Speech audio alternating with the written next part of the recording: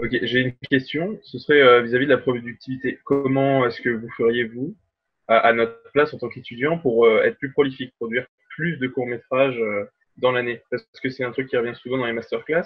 Beaucoup des gens qu'on a eus nous ont dit qu'ils ont commencé en réalisant énormément de courts-métrages. Tu veux des conseils pratiques sur la productivité d'idées? Ouais, et c'est pratique pour les idées et aussi pour le tournage. Bah, c'est la même chose. C'est la même chose. Une idée, peu importe la forme qu'elle prend, que ce soit de l'encre ou de la pellicule, peu importe, c'est le développement d'une idée en fait.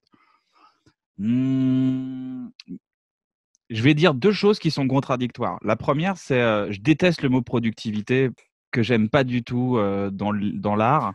Ok. Et il y a un truc auquel je vais te partager mon expérience par rapport à mes idées. C'est-à-dire que je suis un être assez contradictoire dans le sens où j'ai des grosses phases où je ne fais rien.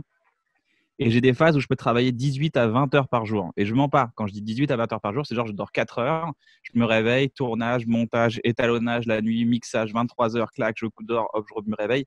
On va dire on va dire 15 à 18 heures par jour. Parce que après, ça passe un peu Serge de Mito. Je passe par deux phases. La première, et c'est une phase qui est extrêmement importante dans la productivité de mes idées, en fait, en tout cas, de le fait de produire beaucoup d'idées, je passe par une phase d'ennui. Et c'est une phase, c'est pas forcément je reste chez moi sur un canapé, c'est j'ai pas vraiment de trucs à faire dans un emploi du temps. Je distingue deux choses, rien à faire et faire quelque chose. C'est faire quelque chose, c'est quand tu as des rendez-vous. Et quand tu n'as rien à faire, c'est quand tu es disponible à toi-même. Voilà. Et bien, des fois, j'adore être disponible à moi-même. C'est-à-dire n'avoir rien à faire pendant la semaine. Rien. Rien. Pas un rendez-vous, pas à 15 heures, je vais voir un tel, pas à machin, je vais voir ça. Rien. Parce que c'est ça qui, moi, m'apporte mes idées. C'est le fait de m'ennuyer un peu. Par contre, il faut couper un peu le téléphone portable, je vous avoue. Faut avoir une version du téléphone portable où il y a pas d'appli, pas de truc qui puisse vous amener ailleurs, en fait. C'est très inspirant, les réseaux sociaux, sur pas mal d'idées, mais ça peut aussi vous donner une sorte de matière infinie à faire autre chose que ce que vous aimez faire dans la vie. C'est-à-dire juste regarder des trucs, consommer des contenus, c'est du snacking content, tu vois. Donc, ce que je fais, c'est que je m'ennuie et quand je m'ennuie, j'ai tellement d'idées et pour moi, j'ai 2 moments où j'hésite, c'est quand je m'ennuie et quand je prends une douche. Donc, je suis méga propre en ce moment, je vous dis, j'ai hyper une vraie hygiène de vie. C'est là où j'ai ma première phase, c'est mon terreau. Et ce terreau, il est super important. Pourquoi? Parce que c'est le nerf de la guerre, l'idée pour moi. C'est là où je note toutes mes idées. Alors, j'ai un truc qui s'appelle Van en vrac ou Idée en vrac dans mon téléphone. Et dès que j'ai un truc, une phrase, un truc, je le mets dedans. Je le mets dedans, je le mets dedans. Et je fais que ça. Toute ma vie, je ne fais que collecter des idées. Mais collecter des idées. On va dire 90% de mon travail, c'est de collecter des idées. Ma carrière, entre guillemets, le seul truc, tous mes faits d'armes sont juste liés par rapport au fait que j'ai eu des idées, c'est tout. Réaliser une idée, c'est très simple.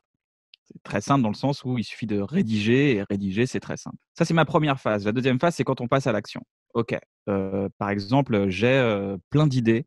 Je vais vous projeter un truc factuel. Je viens de signer Bref avec Canal+. Dans mon carnet, j'ai 3 carnets avec plein d'idées. À l'époque, j'avais pas de téléphone, mais j'avais plein de carnets. Et j'avais toutes mes idées. Je m'étais autorisé à écrire des idées. J'avais aucun but dans la vie. Je savais pas ce que j'allais en faire. J'étais juste content d'avoir des idées. Ah tiens, ça peut être marrant un jour de filmer une scène de rupture et en fait, c'est ces 2 amoureux-là, en fait, quand ils sont ensemble et qu'ils sont vraiment heureux ensemble, et ben, en fait, c'est 2 enfants qui jouent ensemble. Ça serait bien de mettre 2 enfants qui jouent ensemble et le jour de la rupture, ça serait bien de en fait, le jour de la rupture, c'est les enfants qui se séparent. C'est pas les adultes, c'est les enfants qui sont tristes de se séparer. OK, ça, c'est une idée. On est en 2008, je marche dans la rue, j'ai cette idée-là par rapport à un truc que j'ai vécu dans ma relation, 3 ans plus tôt. C'est une idée, elle pop comme ça à 14 heures un jour. Je signe Bref en 2010, maintenant en 2011 pardon, et là je dois remplir un truc. Et je regarde les carnets, et je regarde les carnets. Ah, j'ai cette idée-là avec mon co-auteur. Qu'est-ce que t'en penses? Ah, c'est pas mal. Viens, on la met de côté. Viens, on la met de côté. On sort toutes les idées. On va parler de productivité pour reprendre ton terme. La courbe de la productivité, elle ne fait que descendre quand tu crées dans une phase de créativité. Elle ne fait que descendre. Jamais elle monte parce que la fatigue, parce que plus tu avances, plus tu as de la fatigue.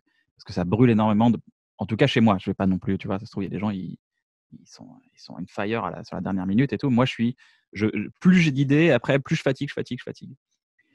La phase principale dans l'action, donc on n'est plus dans l'ennui, on n'est plus dans la collecte d'idées, on est dans la phase d'action. La phase d'action, on prend toutes nos idées avec Navo et on fait que mettre des idées. On appelle ça sortir les jouets. Donc on met plein de jouets partout. On a plein de jouets, on est trop content. Une fois qu'on a sorti tous les jouets, le plus important, c'est cette phase de créativité. C'est le, viens, on disait que, quand on est gamin, viens, on disait que tu étais pompier, que c'est cette phase d'amusement. D'ailleurs, c'est hyper jouissif d'avoir des idées. On pourrait faire ça, on pourrait faire ça, on pourrait faire ça. Mais cette phase-là, à un moment donné, elle devient fatigante parce que ton cerveau, à un moment donné, il n'en peut plus. Et après, tu vas passer en mode un peu secrétaire de toi-même, c'est-à-dire que toutes ces idées-là, on va dire, OK, maintenant, ces idées-là, ces jouets, on va les ranger dans des chambres. OK. Cette idée-là que tu disais là sur les deux gamins qui jouent, en fait, ça peut être un épisode, il repense à son ex. Ah, t'as raison, pas mal. Donc ça, c'est une chambre qui s'appelle repenser à son ex. OK, ça c'est tu sais quand tu dis tu tousses quand tu manges du tiramisu, bah ça c'est un peu on sait pas trop le mettre, vas-y on met trop un truc dans tous les trucs qu'on fait dans la vie de tous les jours. OK, d'accord, OK, ça part là-dessus.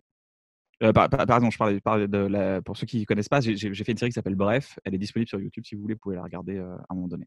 Et donc, j'ai 40 épisodes d'une série à faire et on a plein d'idées, on a plein de jouets. Maintenant, on commence à les ranger dans des chambres.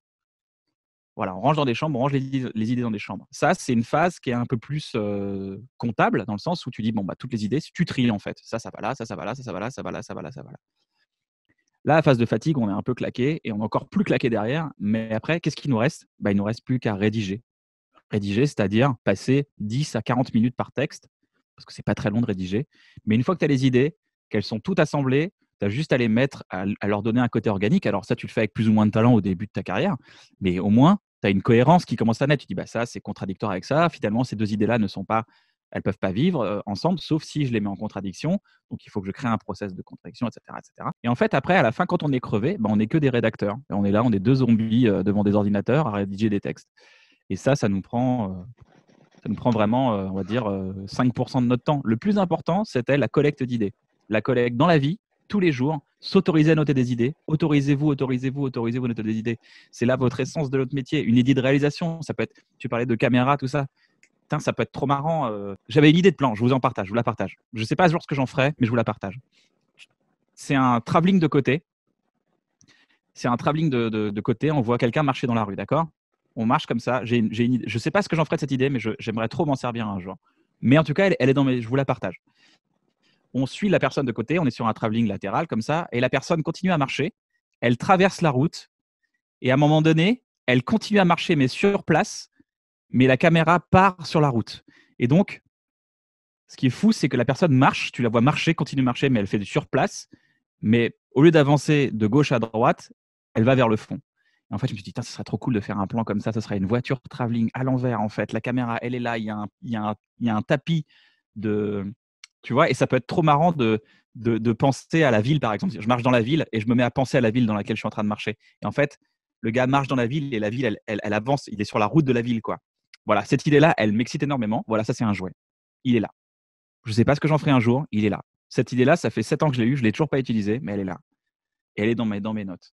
Le jour où je refais un truc, je me dis, tiens, putain, là, il y a de la réal, il y a un truc, il y avait cette idée-là, ça peut être pas mal pour exprimer que le fait qu'il est perdu dans la ville et en fait, il y a toute une voix off qui parle ou une voix ou une chanson, un message, un clip peut-être. Un jour, un artiste qui me dit, j'ai une idée, j'ai ce clip, ça peut être intéressant. Est-ce que vous avez compris la voiture travelling ou pas? Ça va? Ouais, c'est bon. Ok. Donc voilà comment je fonctionne. Ennui, collecte d'idées à fond. Ensuite, on expose toutes les idées, on écrase, mais à fond. On est généreux surtout. On n'a pas peur de se faire piquer les idées. Ça, c'est une erreur. C'est une erreur du début à pas faire ça. Il faut. Voilà, si quelqu'un vous vole une idée, vous avez identifié un voleur, vous travaillez plus avec lui et vous avez gagné du temps pour la suite. Mais il faut être généreux sur la table et pas garder ses idées pour soi, parce que sauf si vraiment c'est un truc que pour toi. Mais vraiment, si tu peux, plus tu es généreux, plus tu as de jouets, plus tu as de jouets à ranger ensuite dans les chambres. Petite collecte comptable, ok, il y a à peu près 30 jouets par chambre. Après, hop, rédaction. Et c'est pareil pour tout. C'est pareil pour la réalisation. Ok, maintenant on se met en mode de texte. Qu'est-ce qu'on a envie de faire? Qu'est-ce qu'on a envie de faire kiffer? Et pareil, tu disais pour les tournages des idées, bah, en fait, nous, ce qu'on fait avec Navo, parce que je travaille toujours avec un co-auteur et un co-réalisateur, on est tous les deux, on est un binôme. On adore se mettre dans la merde. On écrit des choses de ouf. On se dit jamais, oh merde, comment on va réaliser ça? On se dit non, ça c'est le problème des Kian et Navo réalisateurs. Il y a un dragon, ça sera leur problème, ce sera pas le mien. Moi, mon but, c'est de rêver dans la vie. Donc, j'écris mes idées et après, voilà. Après, ça passe par la case réalisation, on va trouver les trucs. Mais entre-temps, tu as la case production qui dit le dragon, là, ça coûte un peu 20 000 balles, on peut faire autre chose. Ouais, grave. Si tu as confiance en producteur et que c'est quelqu'un de bien, tu lui fais confiance, tu dis bon, bah, il a raison. Il y a peut-être moyen d'imager le dragon. Bah, ça peut être ce dragon dont on parle, cet ennemi. Ça peut être en fait, on peut faire la séquence en mode jouet. Ouais, ça peut être marrant en mode jouet. Tiens, en mode jouet, ça peut être gaulerie. Joué par des enfants de 4 ans, on met une voix off qui dit, je sais pas, dans ma tête, à chaque fois que je vois un truc fort, j'ai l'impression d'être un gamin qui joue avec ses jouets et qui est face à ce dragon. Et en fait, t'expliques la situation. Et du coup, tu stimules la créativité. Ça, c'est un truc Et la contrainte, généralement, aussi, est créatrice aussi. La contrainte de production, elle peut être créatrice. Et avoir pas mal d'idées au tournage derrière. Donc voilà, c'est écrire, s'autoriser à des idées, s'autoriser à des trucs fous, laisser les réalisateurs dans leur merde, c'est leur boulot. Et si c'est toi le réalisateur, bah, tu t'es mis dans la merde, mais en même temps, tu as des belles missions qui t'attendent derrière. Donc ne jamais s'auto-censurer en disant ça coûte trop cher, ne jamais s'auto-censurer en disant machin. Ça, c'est dans un deuxième temps. Parce que si tu tombes sur un producteur qui te dit ouais, cool, vas-y, fais-le le dragon. Je veux, oh, putain, il y aura un dragon. Et ça claque.